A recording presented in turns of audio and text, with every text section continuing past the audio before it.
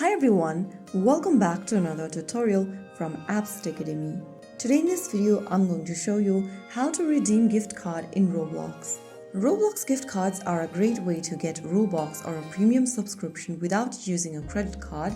Whether you've bought a physical card from the store or a digital one, redeeming it is simple and safe. First of all, go ahead and open up a web browser on your device, whichever device you are using. In the search bar at the top, type in roblox.com/redeem and search. You'll then end up in this Roblox code redemption page. Go ahead and log into your Roblox account if you haven't already, and once you do that, you'll see this text box in the page.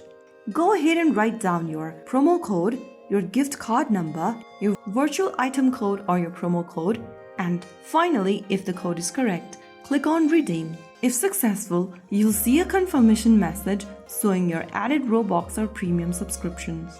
So that way you will be able to redeem your gift card on Roblox. If you found the video helpful, don't forget to like, share and subscribe to our channel. I will be back again in the next episode. Thank you for watching.